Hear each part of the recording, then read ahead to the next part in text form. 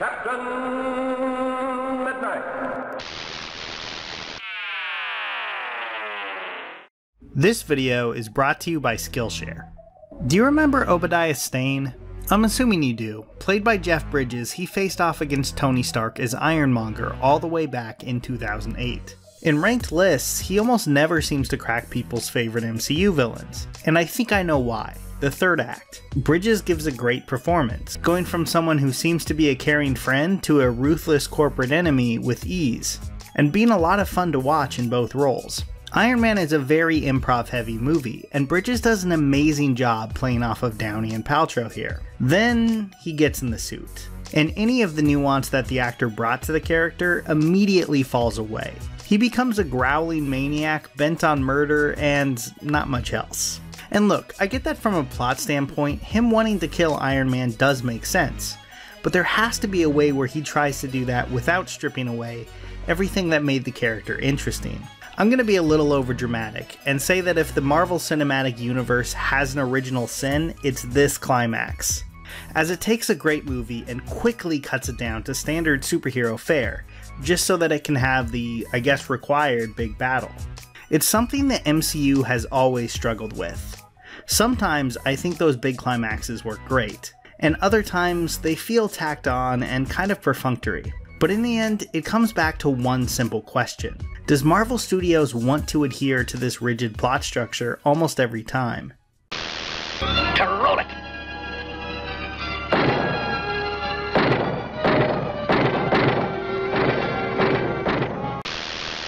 So to take a step back for a second, I do think Marvel Studios deserves credit for how much they've let the voices of great writers and directors they hire to be heard in their movies. The Avengers talks like a Joss Whedon project, Thor Ragnarok is filled with Waititi's sense of humor, Black Panther feels like a Ryan Coogler movie. That's really great, and I think it's a huge reason why the MCU has managed to remain successful for so long. But one thing those creatives don't seem to be able to touch is the actual plot structure of the movies.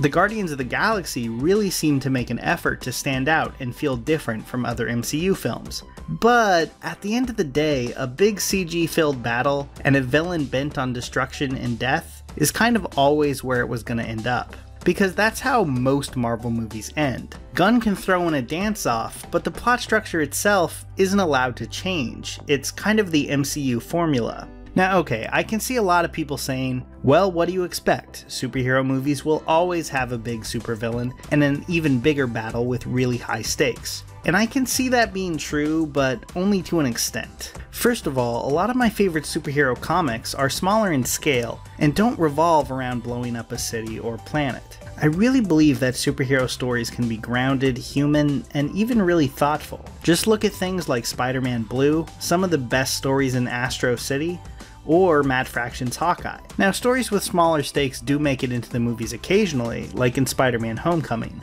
but in general, these aren't the superhero tales we usually see in theaters. Iron Man, behind you! The Mole Man's legions. They've broken through. Now, does that mean I'm against big battles and massive stakes in all superhero movies? I mean, of course not. I think that for a big event film like Infinity War, it makes sense to have universe-shattering stakes and big third-act fights. But not every MCU movie needs this. I really would have preferred if something like Thor: The Dark World had been more interested in exploring the people of Asgard and Thor's relationships to his friends and family, instead of just giving us a lot of empty action. Compare the big fight with Malekith at the end of Dark World to one in a movie with a far more effective third act, The Dark Knight. Nolan's second Batman film has one of the best endings for a superhero movie ever, because it isn't just about Batman needing to battle the Joker and win the day. We know that in a physical fight, the Joker wouldn't be much of a match for Bruce Wayne. It's also pretty clear that these henchmen aren't exactly posing too much of a problem for him. The real suspense and drama at the film's climax is simple. Will the Joker prove he's right? For the entire movie, he's been monologuing about how when the chips are down, regular people will act just as depraved and ruthless as him. The third act hinges on this question, and the Joker isn't really defeated by Batman catching him. He's defeated when the prisoners and civilians on the boats prove him wrong. So The Dark Knight has the action that you would typically expect from the last half hour of a Batman movie, but it adds an extra layer to it that I think makes it a lot more memorable. It was a great way to do big stakes that still feel very personal to the characters. The Joker needs the people of Gotham to be just as bad as him to justify his existence. And equally, Batman needs them to prove him wrong to prove to himself that Gotham is worth saving and justify his. But look, I understand that not every superhero movie is going to have as much on its mind as The Dark Knight, and I think that's okay. But I still think there's a better way to create third act battles without them feeling repetitive or mindless. Let's go back to Iron Man and compare its climax to another 2000 superhero movie, Spider-Man 2. Both movies have a climactic fight at the end, just hero and villain, and they both knew and were even friendly with each other earlier in the movie. But one third act works a lot better than the other. Where Iron Man does away with everything that made Stane interesting and turns him into a straightforward mustache twirler, Spider-Man 2 doesn't sacrifice Doc Ock's character at the altar of action. It's there, but ultimately, the choice he makes at the end of the movie is a very character-driven one. Whereas the fight at the end of Iron Man just feels like it's there because it's kind of expected to be. This isn't to say that Iron Man is a bad movie. I don't think it is.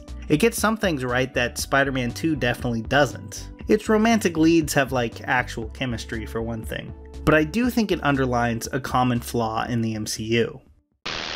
Something's gotta give. Wait!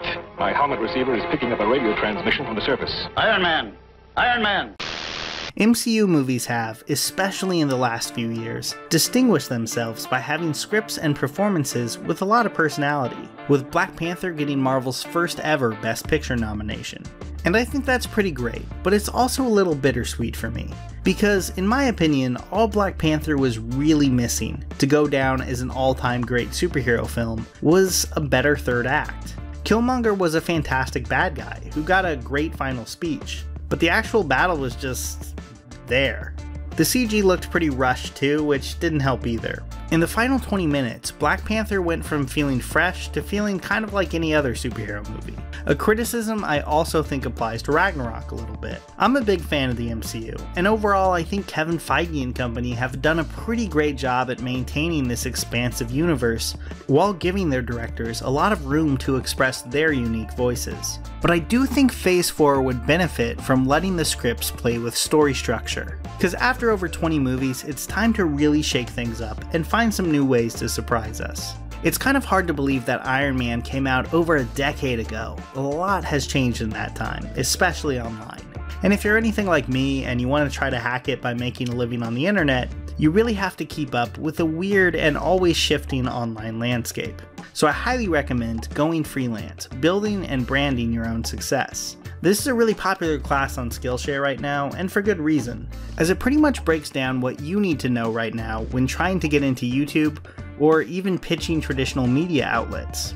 So check it out on Skillshare. The first 500 people to click on the link in the pinned comment below will get 2 months of classes on pretty much any subject, from photography to business to art and way more, absolutely free.